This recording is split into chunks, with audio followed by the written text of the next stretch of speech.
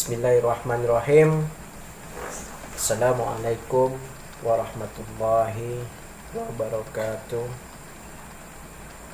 Ilahi anta ma'asudi wa ridha kama tulbi atini mahabbatan wal ma'rifatan.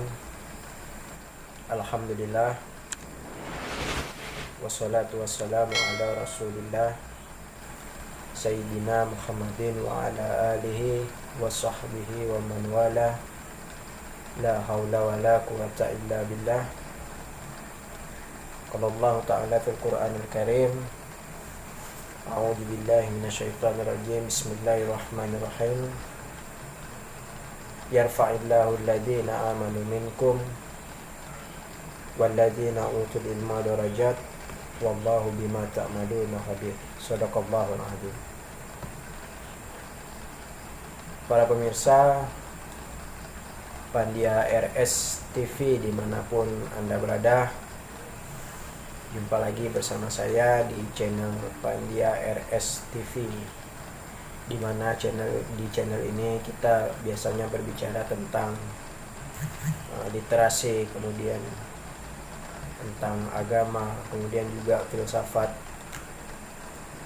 Nah, sudah lama sekali saya tidak menyapa teman-teman Pandia RS TV di rumah karena banyak sekali kegiatan-kegiatan sehingga tidak sempat saya membuat video atau pembahasan.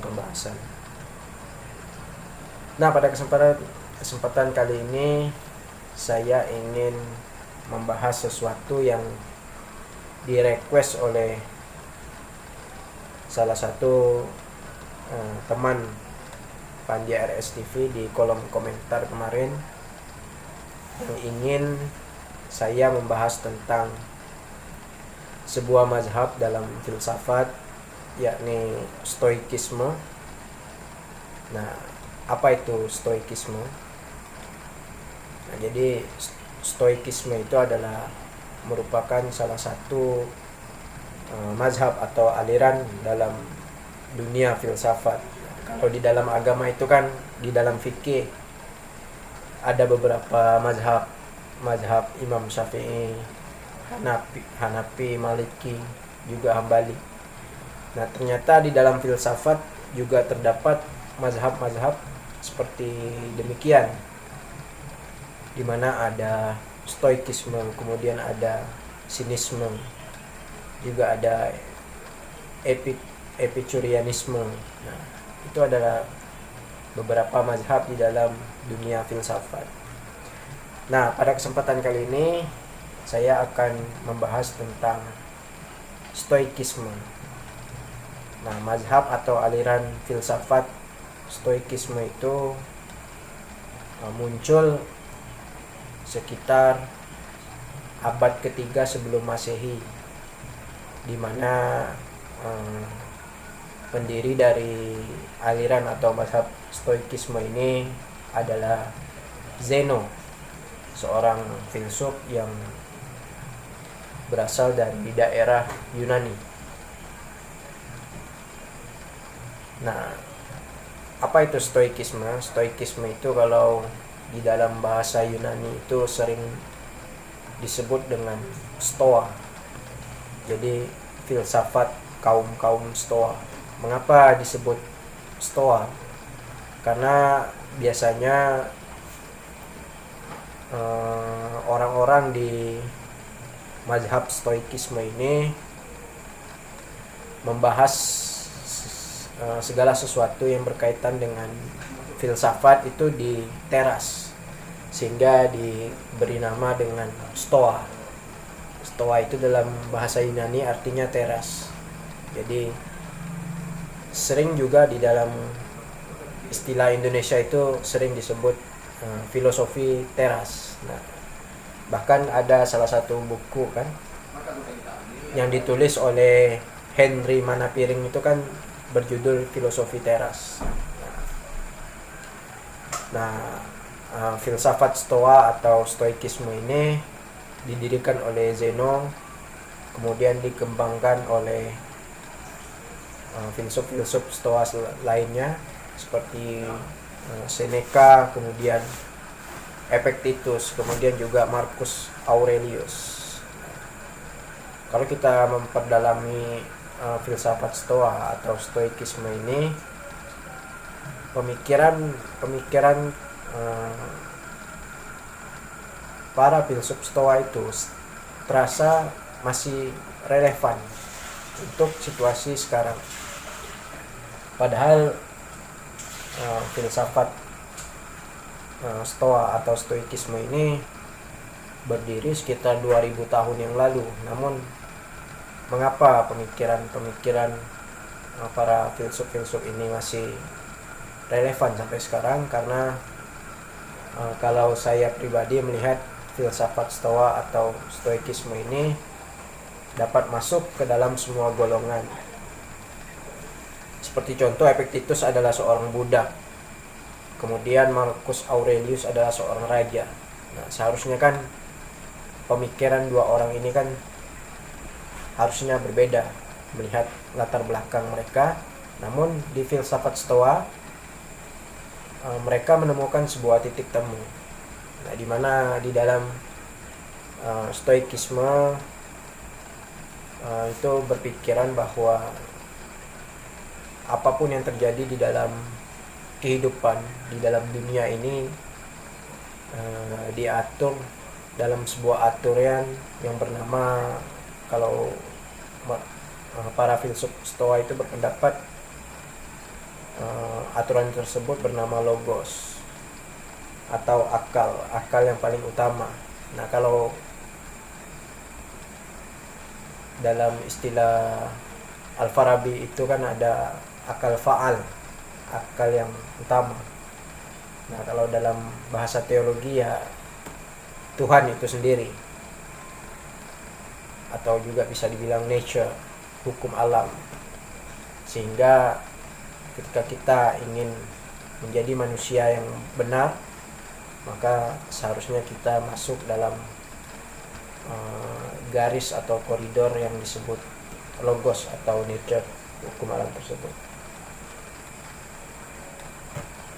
Nah, ada istilah yang paling sangat saya suka dari filsafat Stoikisme atau Stoa itu, yakni tentang dikotomi kendali. Nah, hal ini saya baca di dalam buku Henry Manapiring tentang filosofi teras, di mana bagaimana cara seseorang untuk meraih kebahagiaan. Maka ada istilah dikotomi kendali, di mana Seneca kalau tidak salah mengeluarkan sebuah quotes atau kalimat bijak, something are up to us, kan? Something are not up to us. Nah, jadi sesuatu yang ada di dalam kendali kita, kemudian ada sesuatu yang di luar kendali kita. Nah, jadi ketika seseorang ingin mencapai kebahagiaan, maka seseorang tersebut hanya harus fokus kepada hal-hal yang di dalam kendali diri kita, bukan hal-hal yang berada di luar diri kita. Opini orang lain itu adalah sesuatu hal yang berada di luar kendali kita, sehingga kita seharusnya tidak perlu risau ketika orang-orang beropini atau berpendapat tentang kita, atau mengomentari hidup kita dengan jelek misalnya, atau mengomongkan kita dari belakang. Kita tidak perlu risau karena itu adalah hal-hal yang di luar kendali kita. Kita hanya perlu fokus kepada hal-hal yang ada di dalam kendali kita. Memperbaiki perilaku, bekerja keras, itu adalah sesuatu hal-hal yang berada di dalam kendali kita. Terlepas dari itu, hasil ataupun feedback yang kita terima itu adalah sesuatu hal yang di luar kendali, sehingga kita tidak perlu risau dan tidak perlu galau untuk menyikapi itu semua. Oke, saya rasa cukup sekian pembahasan kita tentang filsafat Stoa atau filosofi teras. Kemungkinan kita akan berbicara tentang filsafat Stoa ini lebih dalam di episode-episode video yang selanjutnya.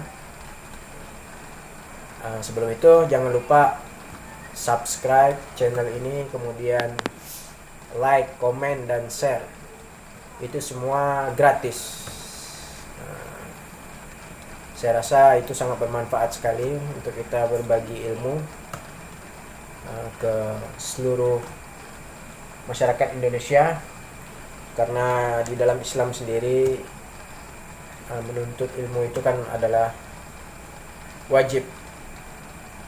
Thalabul ilmi faridatun ala kulli muslimin. Jadi menuntut ilmu itu wajib bagi setiap muslim, dan wajib pula kita menyebarluaskan ilmu tersebut. Balighu anni walau ayat, sampaikanlah walaupun satu ayat. Oke, saya rasa cukup sekian. Kurang lebihnya saya mohon maaf, karena yang benar datangnya dari Allah dan yang salah datangnya dari diri kita semua sebagai umat manusia yang memang diciptakan oleh Allah Subhanahu wa taala sebagai tempat kesalahan. Akhiru kalam, wabillahi taufiq wal hidayah. Wassalamualaikum warahmatullahi wabarakatuh. Kita jumpa lagi di video yang selanjutnya.